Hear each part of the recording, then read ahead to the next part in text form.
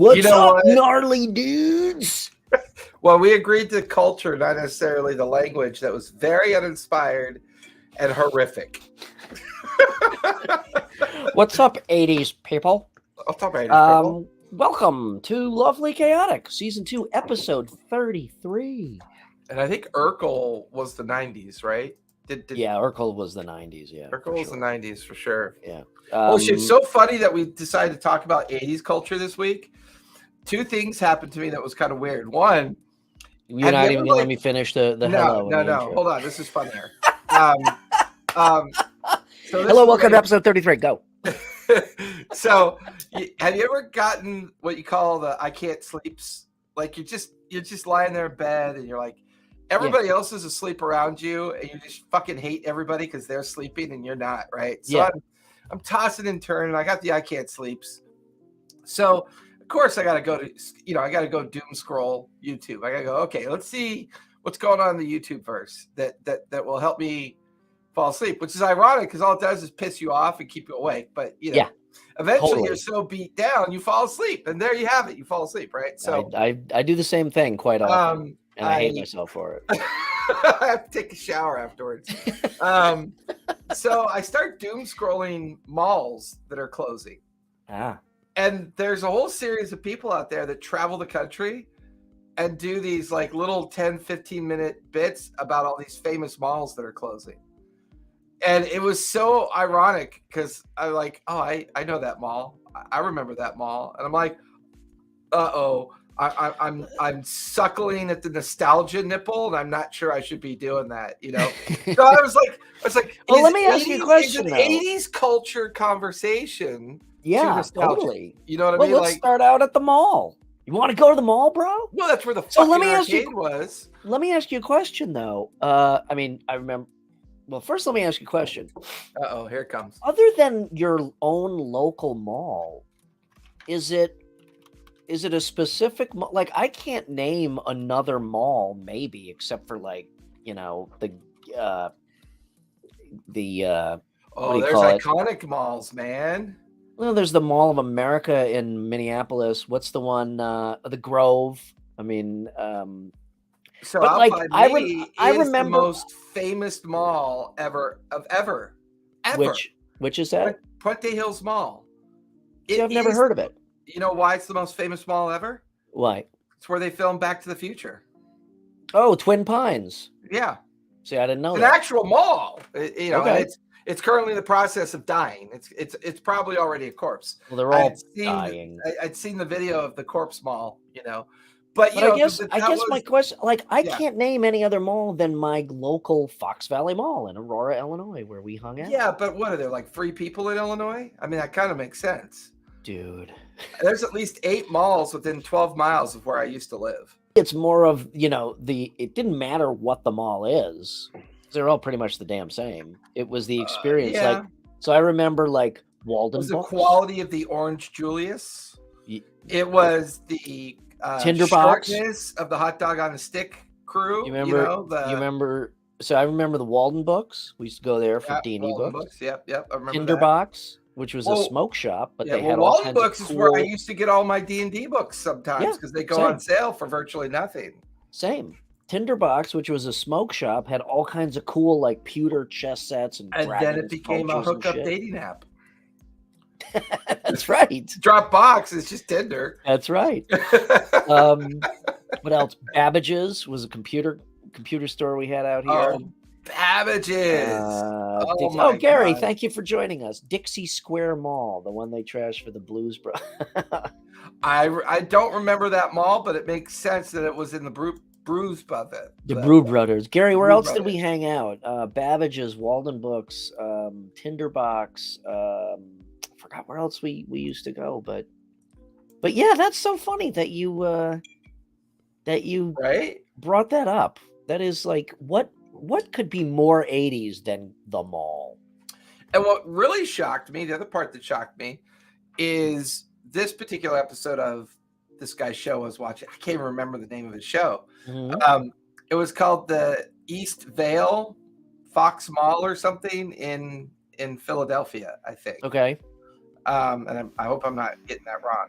but he was wandering through this mall. They had sunk $77 million in it right before COVID. So it's an unfinished project. Wow. So it's all super clean and really nice, but it's dead. I mean, it's officially shuttering, I think, at the end of this year is what he was saying. So it's like, when we start talking about our 80s theme and our 80s culture, that kind of like our arcade culture, our first run at these very rudimentary, console culture related to 80s culture. And then of course the, watching ET and mainstreaming D&D for the first time in the 80s through a very, popular movie. Mm-hmm. I began to realize that my fascination with Star Wars, Star Trek, and all the 80s culture things really were a derivative of my fascination with playing, tabletop role games. Totally. Everything. Absolutely.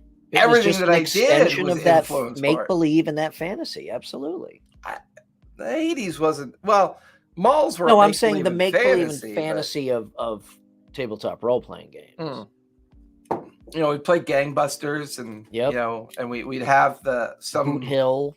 Yeah, Boot Hill. I think zombies really epitomize 80s culture. I think they really got going in the 80s, but they didn't mainstream. See, there I'm going to disagree with you. Oh, you don't know good zombies till you watch really shitty 80s zombies movies, man. Well, yeah, I don't think zombies was very mainstream back then. I'd say not mainstream. I think 80s culture really gave it a little bit more animus, Sure. A little bit more. I would say vampires maybe more so with Lost Boys. Yeah, Lost Boys popularity I think really helped the whole Vampire the Masquerade and Werewolf and all that was definitely benefiting from that whole sequence of events. Again, I think 80s culture is definitely the first kind of environment where a lot of things got tied together, because a lot of people in business were experimenting with the idea of linking all those things together and see if they could make money at it. And boy, howdy, when they made ET, proof that they could make money at anything. Like, they literally built a video game called ET that was so bad you couldn't win it, and everybody knew it who developed it. I remember that game. It was, but everybody atrocious. Bought it when it first came out. But as soon as word got out about how shitty it was, there's still, turning landfill piles. And I think the most famous story, they found 20,000 copies rotting in a landfill down in Texas somewhere. That's hilarious. That's so funny. So funny. I remember, it's funny that you also brought up arcades, because we were just talking about, Gary and I and Matt, Jeff, and one of our other guys, one of our other D&D guys, we're just talking about it on our Slack channel today. Ours was called Galaxy World, and it was a bowling alley / huge arcade. And I remember, all the old classics, Tempest and Centipede and the sit-down X-Wing vector graphics game, and Tron and Defender, Robotron, all that shit. And then, it's cool to see how, like, Dragon's Lair pops into my mind. Yeah. Right? Remember how groundbreaking that was? Even though as a game, it sucked. To watch somebody play it, was amazing. Fantastic. Yeah. Gauntlet was one of our favorites. You remember Gauntlet? Gauntlet was a good one. I like Gauntlet a lot. Yeah. What was also interesting, I distinctly remember Saturdays. They finally Galaga. Yep, that's Galaga. Good one. Yep. I finally distinctly remember on Saturday they started showing an arcade competition game where these kids would play arcade games as a competition. The show was only a half hour. Oh my God, it was esports fucking 30 years ago. Yeah. 40 really years ago. Holy shit. I'll have to look that up, because I used to save recordings of audio recordings of it, because I like to listen to the commentary about the games. It was a horrible show. I mean, yeah, but somebody was way ahead of their time. That's crazy. That is really nuts. This whole show, by the way, tonight is nobody's going to give a shit about it except for you and me and maybe like 3 other people who are here in chat. And it's really just going to be a walk down memory lane. We're not going to actually review any games, Right? Although, I'm sure you remember this one. Starcade. It was called Starcade. Okay, Starcade. And it came out in the 80s. And oh my God, I've actually met the host of this years ago. And I cannot for the life of me. Hold on, let me. What was the dance show? That reminds me of Starcade. That reminds me of the dance show that was. Oh, Golden something. Golden Dancers or something way the hell back then. I was almost going to say Golden Showers, but that feels inappropriate. No, that was on the scrambled HBO channels. You remember this game? So Starcade was an 80s show that pitted contestants against each other in timed arcade game competition. Came out. It was canceled in '84. It was created by James Caruso and Mavis E. Marther. Jesus Christ. God, what was the name of the dude that hosted it? Because he was semi-famous game host. But the reason why I loved it is their very first game they played on there was Super Zaxxon. Oh God, yeah. And Burgers. Solid Gold. That's what Solid Gold. Thank you, Gary. Yeah. Solid Gold. The Solid Gold Dancers. That was pretty awful. It's funny. Yeah. It's interesting to look back on our 80s, origins. But to be honest with you, it's like comparing the times of, are you okay with getting cholera or do you like modern medicine? I'm like, I love modern medicine, so I'm okay with the 80s being in the past. I'm perfectly fine with the 80s. Don't get me wrong. Yeah, there's nostalgia and then there's visiting your past. I'm just visiting my past today. I do not believe in the nostalgia disease for me at all. Well, see, nostalgia is big for me, but you are right, because it can I don't know. Nostalgia is something very comforting for most people, but I think it works both ways. I think it can also make you very depressed because you pine for those old days. You're lost in your head. So you calling it nostalgia disease? I'm not actually. Well, that's not new. That's not a new thought. I mean, there were psychologists. Yeah. There were actual psychologists in the 50s, 60s, 70s that would diagnose people with nostalgia. And they referred to nostalgia as a type of mental illness. No shit. Yeah, it was a real thing back in the day. Absolutely. And then when it was realized, no, don't ignore the leg warmers. I mean, if that's all she's wearing, if that's all she or he is wearing, then go for it. We can't get into fashion, otherwise we'll be here all night. Breaking out of the arcade, you remember this one? Just kind of stay on topic a little bit. We really have no set path for the discussion tonight. I found this at a garage sale about a year and a half ago. It's on eBay for like $45. Yeah. No, I found it. I used to play this game all the time. Like I used to play Dark Tower solo, and I would pull this game out and play it like all the time. I remember owning this one. You remember this one? I remember owning this too. That one I don't remember. Oh yeah, I had that. It was, I mean, as you can see, it was like 3 buttons, and it was this just horrendous little LCD display. And I'm guessing it was a dungeon that you went through? Yeah, it was like, it was literally like, do you move or do you shoot? Oh, you fall in a pit and die. Fall pit, everybody dies. Yeah. That's funny.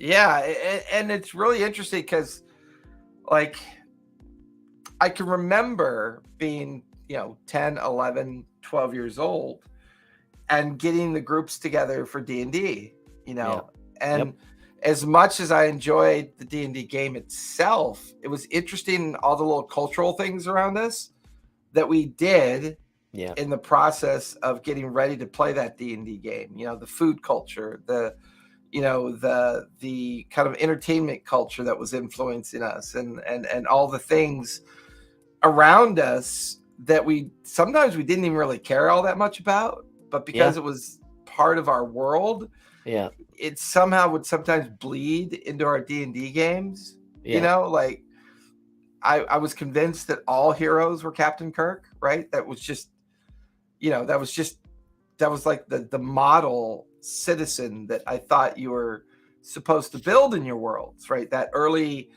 you know, generation of playing D&D where everybody's heroes. There weren't anything. I mean, some people were starting to dabble with Dark Sun, but Dark Sun came out late 80s, early 90s. Late 70s, early 80s, we were all kind of very tropey in our understanding of, you know, and we were surrounded by media culture of the 80s to kind of reinforce that trope. I think back then it wasn't tropey. Back then it was just the evolution of how that. I just don't think they knew that that's what tropey meant yet. Exactly right. That's my point. Now it's tropey as hell. Back then that was the purpose of the game. You're right. I mean, these are heroes. You're not a bad guy. You know, blah, you're blah, not an anti-hero. Run. Yeah. Yeah, we used to. So we used to sleep over at my buddy's house like almost every weekend and play. That's how big of a nerd I really am. Play role-playing games. And then we had. I mean. And you know, we've talked about some of the games we played back then. It was obviously D&D, it was BattleTech, it was Shadowrun. It was we played Marvel superheroes. We played a little bit of Torg. We played I don't know. I think we played Gamma World. We played. I mean, it was just everything. We tried everything, and it's funny because. Champions, that's that one. You're right. Thank you. Champions, GURPS, Car Wars. We were playing Indiana Jones. We were playing Gangbusters, Star Frontiers. Yeah. We were playing, you know, anything that could be turned into a role-playing game or a TTRPG. We were playing it. Yep. I hadn't discovered Top Secret. Yeah, Top Secret. Yep, that one was a lot of fun. You know, but we hadn't really discovered the overpriced world of tabletop war games, right? BattleTech. BattleTech was the closest. Yeah, but that was affordable. That wasn't out. That was still very affordable to play. It wasn't too crazy. So I hadn't discovered Warhammer yet, even though it'd been around for a while. I hadn't really discovered 40K because that was all running through the Citadel project as well as the Rogue Trooper tournament or whatever they used to run. Rogue Trader, yeah. Rogue Trader. I still have the original Rogue Trader rule book. It's actually titled Rogue Trader. That's crazy. 40,000. It's nutters. But our first introduction to the idea of just how grandiose you could make your D&D game was the D&D battle system that came out in the late 80s. When they I'm not familiar with that. I have a intact copy of it over there on my library shelf. Really? Yeah, it came out with a giant foam castle. So like this 4-tower keep, you know, and it came with a rule book and it was called Battle System. And it was wow, Gary, you actually win tonight for first in chat.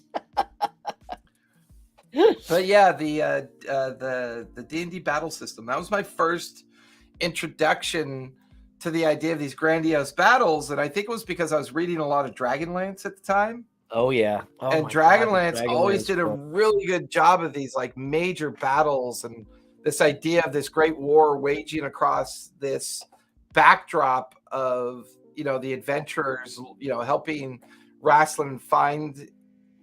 Rasslin had his subquest, you know, and the barbarian and the she was a cleric, but maybe I can't remember her name. Hasselhoff was the rogue. Yeah, but they were helping her get the discs of a god to her people so that she could help bring the gods back to Kryn. And you know, eventually they were going to, you know, finally forge the famous Dragon Lance. That's the only Gold Moon. You know, and finally forged the ancient dragon lances that could kill dragons in a single blow. You know, I just had a good idea because we should just hire Gary as our producer. Every Gary, time we're stumped, I like need 200 reference points. Stat. Thank you, Gary.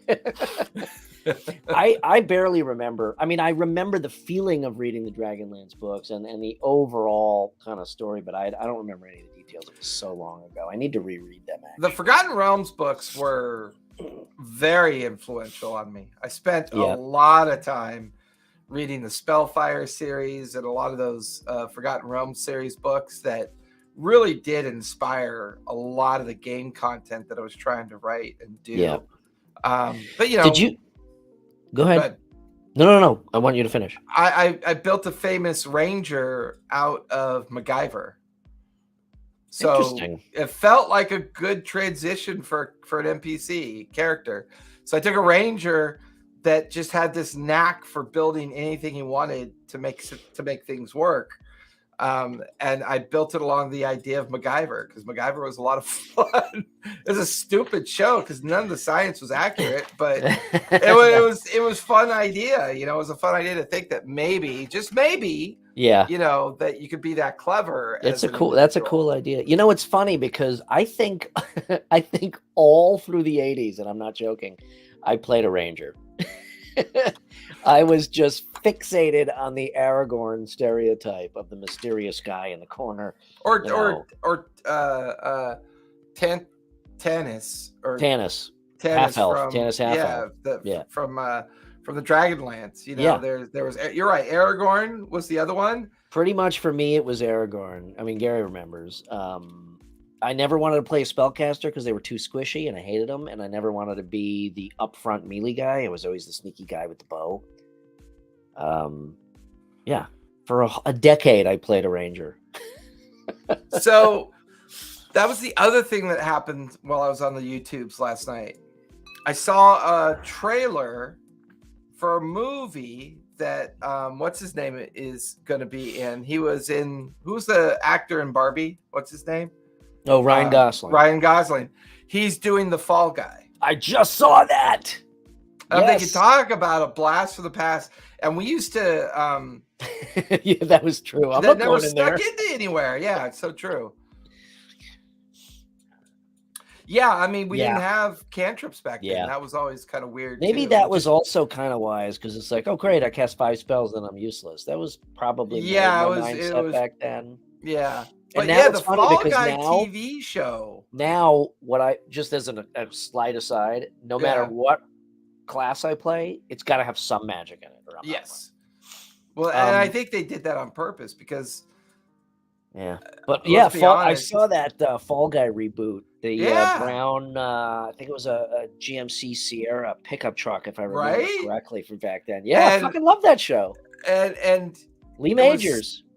And it just reminded me of how, you know, I would I'd use these shows as vantage points into making my home brews sometimes because I knew people like me were watching it. Yep. And so if I made it interesting, maybe they, you know, keep playing all the time. Yeah. I think some of the movies, Heather Thomas. Talk about the perfect hair. There was only one other person that had better hair than her, and that was Farrah Fawcett. Oh, yeah. But she was more of a 70s product. Yeah. But she had the hair, man. I think for us, it wasn't so much, I'm sure inadvertently, the, you know, movies and TV that we watched, TJ Hooker and Adrian Zemed, William Shatner and Adrian Zemed. Yeah. I think for us, it was movies for us, and Gary, correct me if I'm wrong, movies for us kind of more dictated what we played at the time. You know, like something comes out that is sci-fi and then we move over to Battletech and just kind of we're in that mode. You know, when new fantasy comes out, we go back to D&D, you know, that type of thing. Yeah. But disaster movies in the 80s were a thing. Remember that? Earthquake, which I think was late 70s, early 80s. Yep. You remember Poseidon Adventure? That was late 70s, but yeah, exactly. After James Bond, we started Top Secret. Like, oh, that's exactly why we started playing Top Secret too. Was all the James Bond stuff was so much fun. Yep. Oh shit, man, that's funny. BattleTech. Oh man, that would be awesome. Towering Inferno. Yes.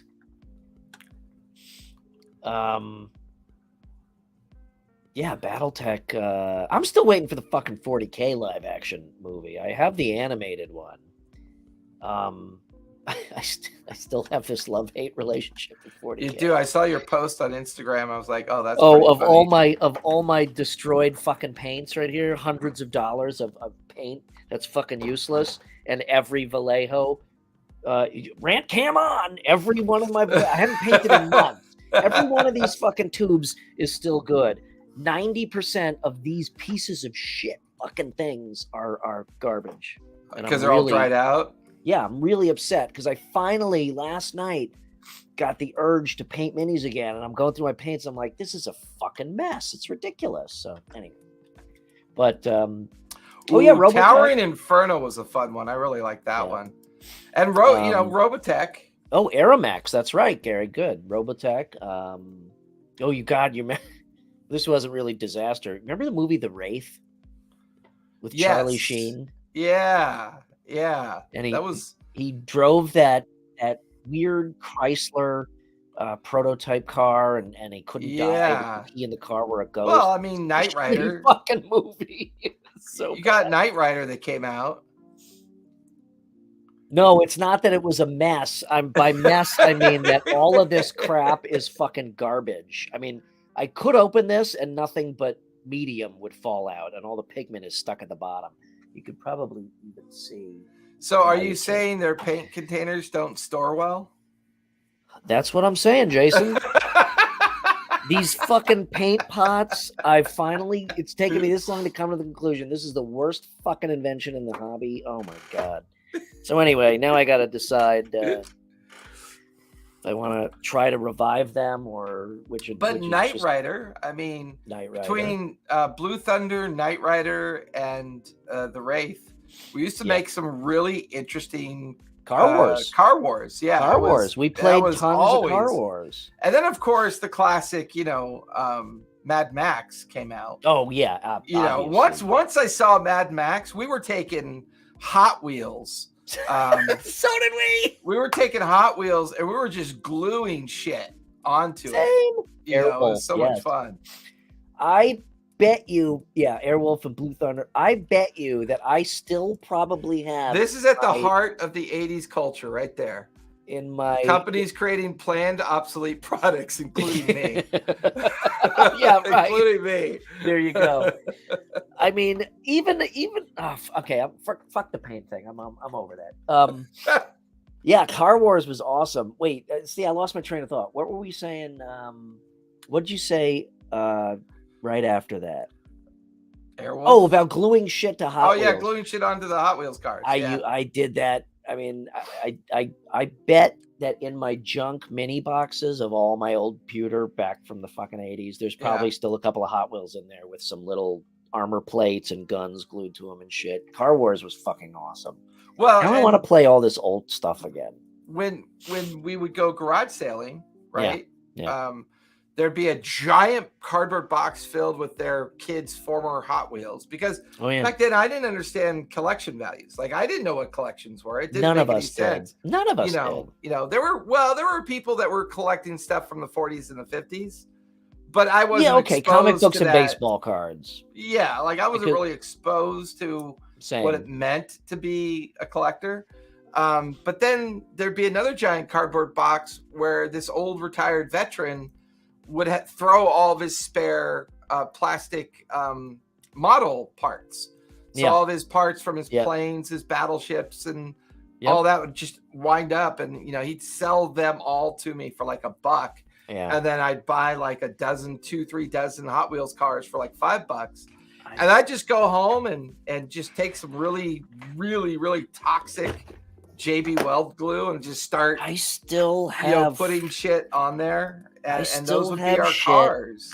I still have shit. I mean, look at this. I got fucking more old original Warhammer, and then something newer. I've got a fucking engine block from Yeah, something. but we've all come to the conclusion that you're a hoarder. So I don't know if you're really a collector. I am. I have the bottom jaw of a Venom sculpt that I no longer know where it is. I mean, I have the lower air dam of a Ferrari 246. I mean, but all those spare parts, what we didn't know then is what a lot of people use them for now. They do kit bashes, right? They kit bash all their spares that they have and build these really cool fucking models. That's why I keep them. It used to drive my parents fucking crazy. Like, you're literally saving a box of garbage. And I'm like, no, this is gold. All right, funny story. When I was really young, 2nd grade, I put glue on my younger brother's forehead while he was sleeping. He woke up before I was peeling glue off. I told him he was an adopted little... Oh, that's awesome. The spelling. Yeah, the spelling. One's a 3-letter word. The other one's a word. I guess if you came and looked at my library, you know, which is only a snapshot of about 35, 40 years of gaming culture. Because I think, you know, like one of the things that really defined us was the arcade. Like, to me, the arcade was the definition of 80s culture. Absolutely. Which then that was the discussion we had today on Slack. Yeah. 100%. Yeah. And I can remember the first time I went to an arcade. It was late 80s. And the pre-console wars were starting to take off, right? In the late 80s. You had Atari, you had ColecoVision and television.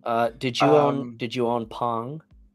Yeah, I owned Pong. That was like, I kind of remember having that when I was 7 or 8 at the late 70s. Yeah, but I'm just saying that was the first home console video game was Pong.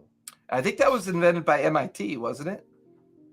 I don't know, Gary. I think it was I think they developed it as an MIT game theory engine. Okay. That they would use in their MIT laboratories, and then someone got the bright idea of turning it into a gaming thing where, you know, you could sell it as an actual gaming thing. Did Nolan Bushnell go to MIT? Did he have anything to do with that? Possibly.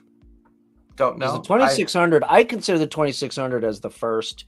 No, I consider the 2400 the first game, the first console. That was before the paddle.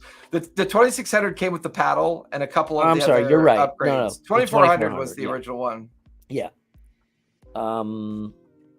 You can find an Atari 2400 with like 1,000 games and every fucking controller ever made for like $150. Yeah. But yeah, I think the 2400 that really, I mean, that was the start of it. And do you remember like the first few games were Atari brand games, and they were obviously for the time they were great, but they very quickly became boring. And then do you remember when Activision started and came out with Pitfall and River Raiders? So there were two very transitory events that happened that really shaped my relationship with arcades. One, our consoles became more affordable because of the competition factor, so people were buying them. I got something to show you. Keep talking. And two, arcades were trying to compete with the console revolution. Yeah. So our local arcade, when I lived in Long Beach, came up with the bright idea that, you know, if you come in between the hours of, 6 o'clock and 9 o'clock, you could play all the games you want for like $20. And that to me was revolutionary. I just knew like every Thursday night I could go to the local arcade, pay $20, and then be in the arcade for 3 hours and I thought play all night long. Somewhere I have Activision club patches for Pitfall and River Raid. Here's a 1984 Olympic patch. Oh, that's funny. Authentic. You are a hoarder. There's no doubt in my mind. I don't have any of that goofy shit. Used to be even a lot fucking worse. When I had my parents' basement to fucking fill up and it didn't matter. But yeah, I remember playing Joust for an hour. Or I'd play Joust was Hubert for an hour, or Missile Command for an hour, or Tempest, and and the first games that came out on the 2400, Yar's Revenge. Holy shit, that's a really good reference, because Yar's Revenge was a complete knockoff of Galaga. Yep. That was it started the knockoff wars, and then it wasn't called there was one. There was Dig Dug, but then there was a Dig Dug knockoff that you could play. Yep. There was Centipede, but then right next to it was Millipede. Yep. And it was just the knockoff wars started, the console wars started, and then Activision really was the shoehorn. Like, they were the ones that really figured out that the console was nothing more than the operating platform. The real trick was putting what you could into the game based on the availability of the platform. And they realized that the people making those platforms weren't game makers. They were really good at making these platforms, but they were horrible at making games, because Activision would swoop in and they released Pitfall and Frogger, which made all of the games Atari was working on look like shit. Yeah. They were the first color and animation and cutscenes. They were the first game studio, specific game studio. Yeah. And they introduced cutscenes and stuff like that, for the first time. Which... So the end of the 80s culture, I felt, was, to me, the wrap up of it was, I graduated from high school in 89. So did I. Right? And the last real mind-blowing movie I saw in 89 was The Nightmare Before Christmas. And I felt like everything that the 80s was wrapped up into that movie. Nightmare Before Christmas? Yeah. The Tim Burton one? Yeah, because that came out in 93. So when I graduated high school in 89... I thought it was later than that. No, it came. Look it up. We were just watching it last night. It came out in 1993. And to me, when I watched that movie, I left the 80s behind me, because that movie just had so much new ideas for me about things that were to come. I had, when I graduated high school, I bought my first mainstream Commodore Amiga 2000. I wasn't, doing TRS 80s anymore. Now it's accessories, DLC, micro gotcha. But it's interesting that, to me, I enjoyed watching the 90s culture too. I enjoyed the 90s culture. I had a lot of fun with it. To me, I didn't dig the 90s culture very much in any way, to be honest. The music, I'm not saying I hated it, but it is definitely not one of my favorite. Best music ever. Wrong. Oh, nope. 80s music used to make my teeth fall out. It was so bad. Well, 80s music was horrible. No, terrible. Worst music ever. Are you serious? The only good 80s music that ever came out was punk. That's it. Okay. There was no other good 80s music. I got nothing to say to you anymore. Thank you for joining us for our last episode of Lawfully Chaotic. That's all it takes to get you pissed off, is to tell the truth. That's awesome. 90s music better than 80s? Well, technically late 90s, early 2000 music was definitely the best. 80s music had a good punk scene, had an excellent punk scene. See, now, if anything, I would have at least said that early 90s grunge music was okay. Late 90s is probably the worst era for music ever. No, you got all that alternative rock that came out in the late 90s. That was early 90s. No, man. Early 90s was still transitional 80s kind of pump, what do they call it? Bubblegum music, like new wave. New wave was still kind of like what we were talking about earlier, all that synth shit. Yeah. I always think of like Flock of Seagulls as the kind of quintessential typical 80s vibe. Sure. Men at Work. But when I talk about the like transitory punk, I'm thinking of like, David Bowie, but David Bowie was popular in the 70s and the 80s, but the 80s was just a better entertainment medium for Bowie. They've been interviewing Talking Heads Air Supply a lot today. That's Air Supply is 80s. Is Talking it? Heads is 80s. Yeah. Yeah. Well, But I don't know, man. I think they were all starter bands in the late 80s and they became mainstream in the early 90s. And I think once again, it's that it's difficult.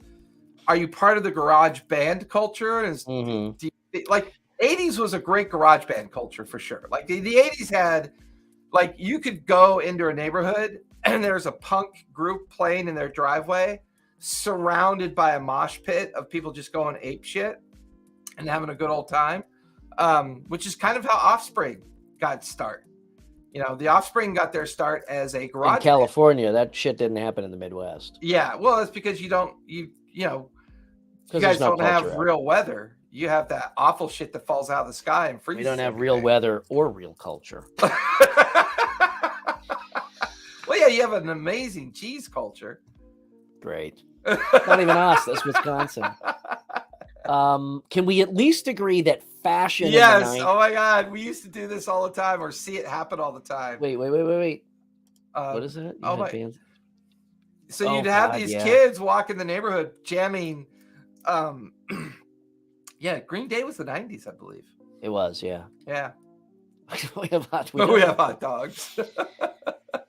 Can we at least agree that fashion in the 90s was just ungodly? I mean, I think the 90s were far more interesting in fashion than the 80s. The 80s fashion was horrible. It was like everybody was colorblind, and they were convinced that wearing clothes twice your size somehow made you look fashionable. Was just blah. Okay, now we're getting off topic here. No, we're not, because all these things influenced our.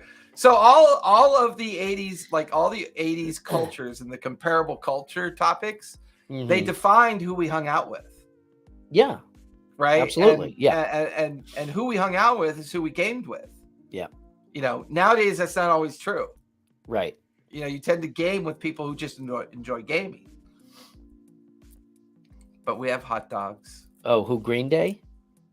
Yeah, the popularity in the 90s. You're right. Yeah. But I mean, once again, like, I'm still shocked at looking at all my 80s culture heroes, and they're all 20 years older than me. Yeah. And I'm like, when I felt, like Beastie Boys is a good example, right? Well, I fell in love with their music. That'll never go out of style. I fell in love with their music, but for some reason, my brain said that the reason why I fell in love with their music was because they were my age. But they weren't. When the Beastie Boys came out, they were like in their mid to late 20s. Yeah, they were just out of college. They were just out of NYU and couldn't get jobs. And they're like, well, fuck it. So here I am at 52 years old looking at a 65-year-old lead singer from the Beastie Boys going, wait a minute. I thought they were my age. This is fucked up. It's the same thing with Kiss. See, when a bunch of bunch of lazy Jewish guys don't have anything else to do, they're like, oh, fuck it, let's form a band. You got Kiss and you got Beastie Boys. And so and then, I mean, I remember the heartthrob, Duran Duran was like Depeche Mode, Duran Duran. Simon Le Bon. There was a core group of bands that were super mainstream in the 80s that kind of helped define a lot of that 80s. Yeah, The Cure, Depeche Mode, Duran Duran. But I think because we were gamer nerds, gamer nerds were not okay to be in the 80s. Like, you were a jock, or you were a soc, you were this specific type of niche that you were expected to be a part of, which, cliques, right? We called them cliques back then. Well, nowadays, nerd has a very different meaning than it did back then. Well, nerds and geeks argue who's more nerdier and who's more geekier. Like, a nerd doesn't want to be called a geek, and a geek doesn't want to be called a nerd. That's how weird it's gotten. Back then, they all meant the same thing. Correct. Nerds, geeks, dorks, dweebs, spaz. But I'm wondering if because we were already kind of in a... the term "soch" was derived from the Outsiders book and the movie. And that became a very popular, the greasers and the socias, Mm-hmm. us versus them culture Yeah. was kind of, spontaneous in the 80s at that point. There, but one of the things I loved about the 80s culture, I think the most, like what I really loved the most about the 80s culture is that because we were already gamer nerds, we were already looking for shit that other people wouldn't be looking for. You know what I mean? Like everybody else was eating at McDonald's, watching Price is Right. Yeah. Going to the movie, seeing that mainstream movie, going to the mall, like having those mainstream life events. Mm-hmm. I remember specifically not embracing any of that as my culture. I was always looking for garages to hang out with, kit bashing, gaming ideas, trying to find computer clubs that were kit bashing Commodore 64s before they became outdated, and mucking about with TRS 80s, and taking over arcades and finding like an arcade that only had like 10 games, but they were the 10 games that were super cheap for the guy to rent or buy. Mm-hmm. So no one had ever heard of them. Yeah. So we were playing games, arcade games that people were like, oh, I don't like, there was Star Force and Major Havoc, and there were all these weird games that no one was buying. Never but heard we'd of them. actively go and look for those games because we knew, and I think the last thing I remember, like the beginning of the 80s culture, because I mean, look, I graduated high school when I was in 89. I was 18 in 89, which means I was 9 in 1980. Mm-hmm. Right. So the beginning and the end of a cultural period. Mm-hmm. I remember e-tickets for Disneyland because I lived so close to Anaheim. Disneyland was a major part of my life. Right. And I remember e-tickets, and it's like watching Disneyland age over 40 years around me. Mm-hmm. I didn't realize how much my 80s culture was defining me at that time. Like I was all in for consumerism without realizing that's what it was. You know what I mean? It was like, I was so tired of being poor because my mom was very poor and I was tired of it. Yeah. So when I finally started living with my dad, he had more money. So for the first time in my life, I was exposed to all the consumerism of the 80s that began to define it for us, But now in my 50s, I'm 52. Like I said, I'm in my 50s. Mm-hmm. I have fallen out of love with stuff. Says the guy sitting in front of all of that schmutz behind him. Yeah, but this is really it. And I'm joking. No, I know, but it's a good point because to me, all of this gets used in all my games. The days that I would just buy something for the sake of setting it somewhere, knowing that it existed, gave me joy. Those days are gone. I'm much more utilitarian now. Unfortunately, I am still in that mode. Yeah. I don't think I'll ever get out of that mode. Yeah. It's a collection thing, It's just like, yeah. I mean, I like to do retro collections for the purposes of getting my hands off on lore and content that's not digitized. Like there's a lot of 80s and 90s TTRPG stuff and RPG stuff that's not digitized. That's been lost to time. So I do spend a lot of time trying to collect as much of that retro history as I can, because that I do enjoy collecting. Yeah, but that's a different sort of collecting. That's true collecting. Like I want this because it doesn't exist anywhere else and it means something. A lot of the and I do a lot of that too, but I also do a lot of the shit of like, I'll start collecting, X. And I think a really good then they go up on the wall, and I look at them, and as I come up to my office, and it gives me a few seconds of joy, and then it's like out of my fucking mind for right. Yeah, kind of like your giant stack of Zombicide that Well, I mean that's playable as a game. I just don't have anybody to fucking play it with me, because my wife and son hate board games. Well, it took me a while to find. Yeah. It took me a while to find and be with my muse. I mean, luckily she's as nerdy as I am when it comes to gaming. So, she's always wanting to play board games and Well, play I'm D&D. hoping I'm hoping my son eventually gets it. He's played D&D a couple times and he's liked it, but he's still too much into Minecraft and Roblox. Yeah, and what's ironic about that is like the king of 8-bit and 16-bit gaming was the 80s. Everything in the early 80s was all 8-bit and 16-bit. Right? And now you've got ultimate ray tracing and graphics. Oh my god! And they're playing fucking 8-bit fucking Minecraft. I don't know if they're still open. I'd have to go check. But down in Temecula, one of the bigger cities near me, there in the old town Temecula, they opened up a brew pub called 8-bit. Oh, man. And basically all the beers were named after 80s arcade games. Okay. Do they have arcade games? And they had 8-bit and 16-bit arcade games in there as well. Okay, when I visit you, we're going there. I hope it's still open because a lot of these places were open about a year and then COVID hit. There's a place out here. I'm pretty certain it's still open. We were just talking about it yesterday, the arcade. It's called Galloping Ghost, and it's out by us. And the guy's got a pretty decent collection of old arcade games, and they charge by the hour. It's like you can play, all the games are just set to, push start, and you just pay by time. Which that makes sense. Pretty brilliant, actually. That makes sense. Yeah. Oh my god. Okay, real quick. Okay. Favorite 80s role-playing game. Favorite 80s role-playing game. Favorite 80s role-playing game, not including D&D. I would have to say it's a toss-up between Gangbusters and Star Frontiers for me. Gangbusters, because I really even as a kid, I was a huge history buff. And Gangbusters was really a window into 1920s gangland kind of theme. Mm-hmm. But I was such a Star Trek and Star Wars maniac. I really enjoyed Star Frontiers because TSR Studios put out Star Frontiers.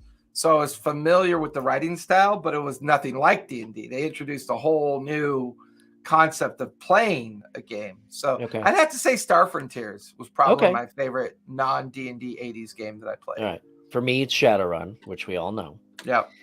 Favorite 80s tabletop war game? Oof. I would honestly have to say it would be a game that somebody did on their own at a local game shop where they taught me how to play tabletop World War II games. Okay. So I came in to buy Raul Partha figures, and somebody was playing this World War II game on these 3 tables. And I'm like, what is this? He said, well, come over and I'll show you. Couldn't tell you his name. Couldn't tell you what game we were playing. But that was my very first experience at a tabletop war game. My very first experience.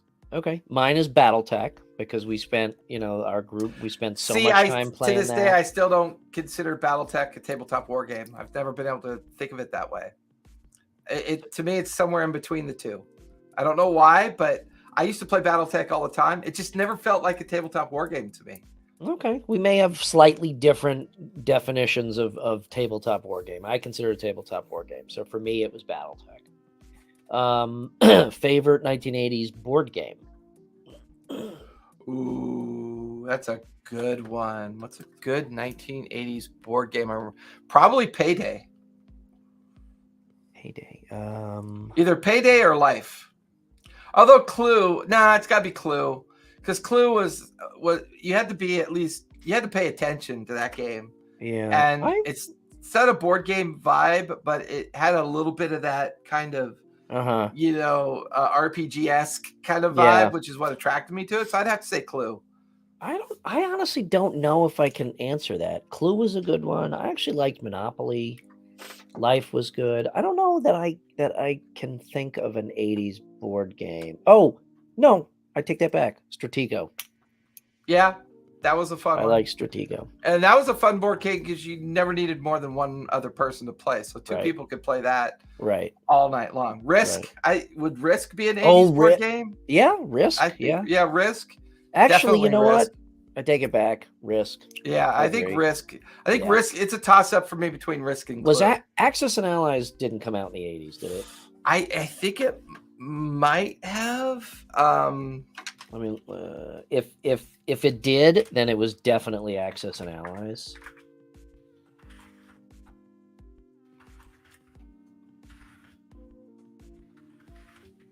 Uh, 81. Yeah, Axis and Holy Allies. shit, 81? Yeah. Okay, 81. well, all right, then I take it back second time. Axis and Allies by far. Yeah, because the original Axis and Allies came out in 81 and was a Nova game design, so it wasn't mainstream yet. It became mainstream in 84 when Milton Bradley bought it. Right. Okay. And that's what I remember playing that game was in the mid 80s. Yeah. Okay. So yeah, for me, Axis and Allies for sure. Favorite 80s arcade game. Arcade, not console, arcade. Right, arcade game, Joust. I love that game. Mine was the sit-down vector graphic X-Wing. I love Star Wars. I didn't love it enough to play that horrible game. Yeah, I did. I did. Yeah, did anyone ever finish a game of Risk or did you just flip the board over? Gary, I have no idea who you're talking about. Favorite 80s console game? Ooh, in television. Well, favorite 80s not console? Not platform. Not platform game. It could be on any. I loved Excite Bike. I love playing Excite Bike. That was so much fun. Mine is a toss-up between. Oh, wait a minute. Actually, no, it's not a toss-up. Castlevania. I couldn't get through the light Actually, flickers. you know, it is a toss-up. It's between Castlevania and Metroid.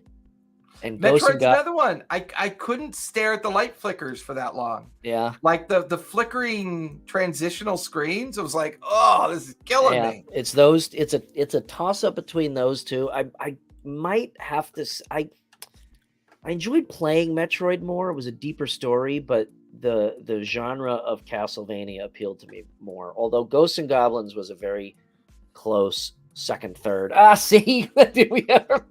We stayed up one night. We forced Gary to play Ghosts and Goblins, and we stayed up till 5 o'clock in the fucking morning watching him win that game. He's like, anybody else would play it? Like, no, keep going. What was your favorite 1980s console platform that came out at the time? Because there's 3 of them that I remember playing as a kid before the Sega Genesis came out. And I'm not even sure if the Sega Genesis was 80s or 90s now that I think about it. But I'm not positive. I played on Atari platform. I played on Intellivision. And I think I'd have to say ColecoVision was my I never favorite. owned a ColecoVision or an Intellivision, but I played them. I hated the Intellivision. I couldn't stand those controllers. That disc. Oh yeah. Well, that's because they had too many fail points. Yeah. Was the first PlayStation, that was 90s, right? I'm pretty sure that was 90s. Hold on, I'm pulling up the list right now. Because Sega SG-1000 came out in 1983. Then there was Nintendo Game Boy in 89. Yeah, PlayStation 1 was 94. There was the Atari 7800 that came out in 86.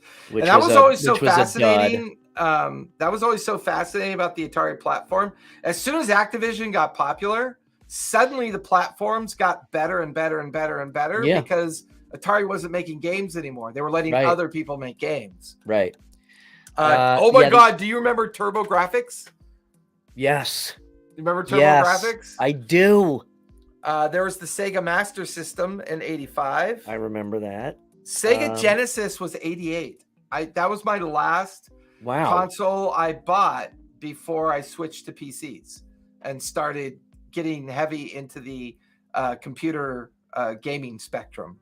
So yeah, the 16-bit Sega Genesis. I guess 1988. I didn't have a lot of. See, my buddy always had the consoles. I didn't have a lot of consoles in the 80s. It was the number one gaming platform was the Nintendo NES 1983. The very first time it came out was 1983. That might be mine too. Yeah. Yeah. Because that's when we got introduced to Metroid and Legend of Zelda.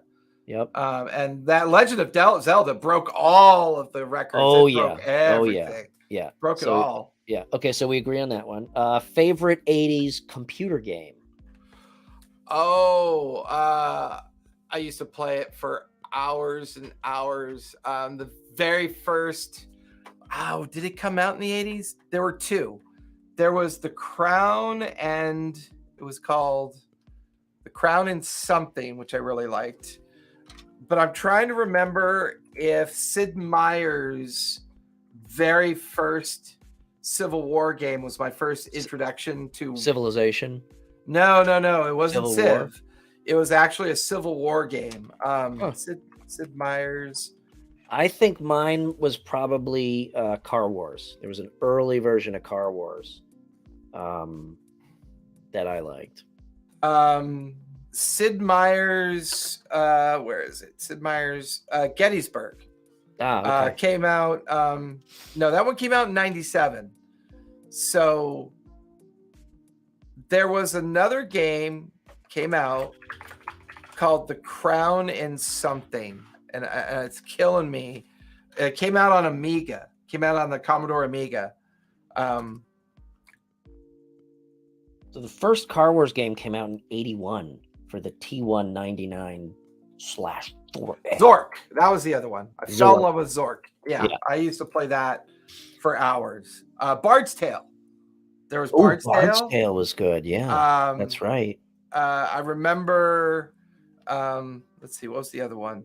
I got my main list up here. I want to look at because I'm sure it's in here. Oh, good Lord. Whatever. The next one's going to be really tough, so it's going to be top 3. Yeah, there's Bard's Tale, Castle Wolfenstein. Oh, Wolfenstein was good. The very first flight simulator 1.0 that came out. That was a lot of fun. And then there was, where is it? Wolfenstein was good. Oh yeah, it was SimCity. Yeah, I never got into SimCity. I remember playing way too much SimCity when it came out. Oh, the other one that was good, Populous. I remember. Yeah, I didn't get into that either. Then there was Dungeon Master. And where's that last one that I really, really enjoyed playing? And then there was the Leisure Suit Larry series. That was a lot of fun to play. Yeah, Leisure Suit Larry. Yeah. That was a lot of fun. It was my first intro to like adult style gaming. First intro to sleaze. yeah, it kind of was. Hey, I kind of like this. Yeah. Okay. Favorite, and it doesn't have to be in order. Okay, but 3 of your favorite 80s movies. I think we're going to differ a lot here. I know did Star Wars come out in the 80s? It did, right? Early 80s? Empire did. Empire Strikes Back was 84 or 83. I think 84. Because... 83. 83. Because Star Wars was what, 77, 78? 77, 83, and then 89. So you got I Jedi definitely have Empire. to say Empire Strikes Back is on my list. Yes. For sure. Raiders of the Lost Ark. Yep. Raiders of the Lost Ark is on my list. I'm trying to think because I didn't have a lot of money in the early 80s. It wasn't until the mid 80s, late 80s, I started going to the movies. Mm-hmm. And now I'm trying to think back in the 80s, what freaking movies were we going and go see? I know. I'm trying. I want to say Lost Boys, but I'm kind of feeling. Was Goonies 80s? Yes. Probably Goonies would be 80s, third. Yeah. Goonies would definitely be third for me. Back to the Future. See, this is too tough, man. Yeah, well, but the problem I had with Back to the Future was it just wasn't a genre I enjoyed. Like modern sci-fi with time travel was very much its own genre. Yeah. But Goonies was a huge storytelling genre for me. Yes. Empire Strikes Back was just a continuation of the sci-fi world. The thing I loved about Goonies is that it had a very Dungeons and Dragons party campaign. So did feel. Raiders of the Lost Ark. I mean, Raiders of the Lost Ark to me was quintessential D&D. And Empire Strikes Back was an orchestra. It was an opera. Somebody was finally telling the story that we wanted.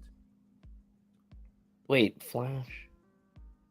Oh, Flat. Okay, I thought you were actually remember Flash Gordon. Although I think that was 70s. I think that was 70s. No, I think that was early 80s. That might be Was early it? 80s. Luckily, we have this cool thing called Google that tells us this shit. Oh, 1980. You're right. Yeah.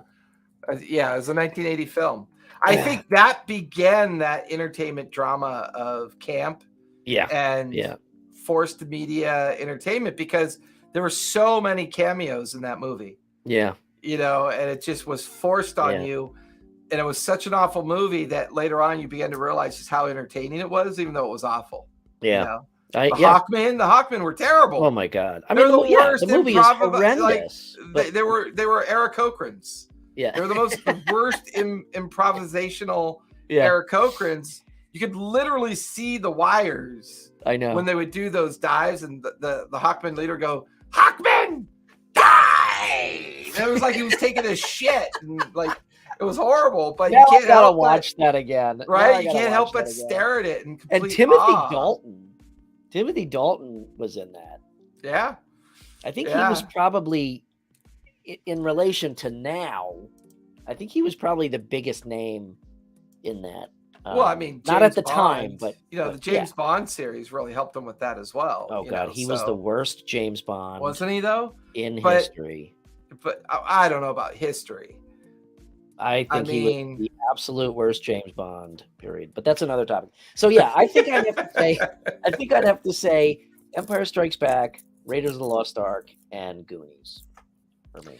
And I think that all sums up the 80s culture experience, which was the constant consuming of media. Like I felt like the 80s generation was the first generation that really consumed a lot of media in different formats on a regular basis. Well, VCR? We didn't really have good cell phones yet. Those arrived in the late 80s. No. We had the shoebox phone. But obviously we didn't have smartphones. But we carried around little portable LCD games we could play. We had first generation consoles. Yeah. But we had VCRs. So to your point, we had VCRs and home consoles. So the movie theater and the arcade came into our homes. Yeah.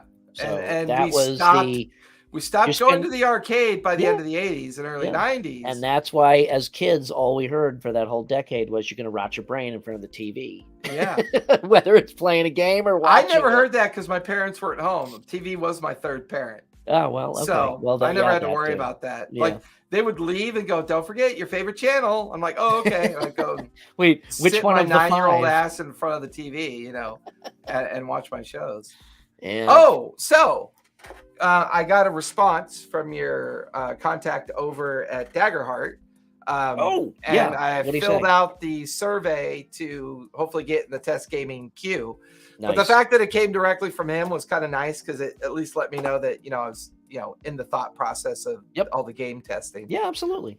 And I was, I filled it out. So we'll see. I'm also on the Darrington Press Discord. So they were announcing it there as well, obviously. Unfortunately, that board game that I was working on for them, it didn't test well enough to move ahead. They were pretty deep into production and killed it, unfortunately. I thought it was a really cute, clever idea. Matt and Marisha came up with that idea at their wedding. I think it's a lot safer to say to make an $80,000 flop than a $12 million flop. Oh, yeah. You know what I mean? It's like, you've got to have, I know we're going to be off next Thursday, but I feel like our last show, which is going to be in 2 weeks for the year before we come back in 2024. Correct. But I feel like we could either cover Dark Tower, because I think that helps us talk about 80s culture being rebooted in a more modern culture.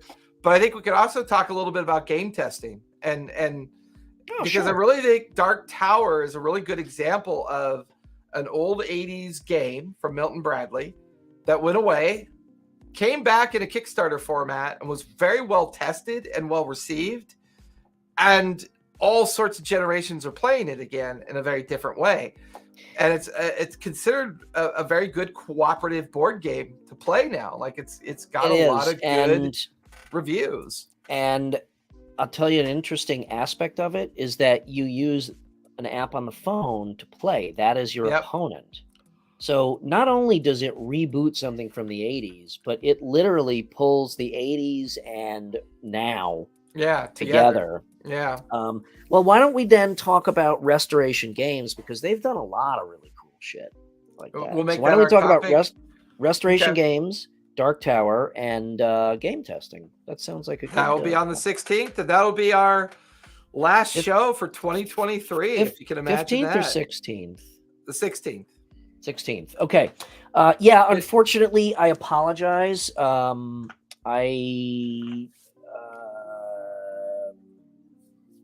Oh yeah, next week. Yeah, I am not available next week. So we will skip that. I hate to skip the second to the last show, but this one can't be avoided, unfortunately. So yeah, I think that's a good way to round out the year, and then we're going to take some time off for some brainstorming, and come back in like the first week of January. So or second week. I think we're thinking second week.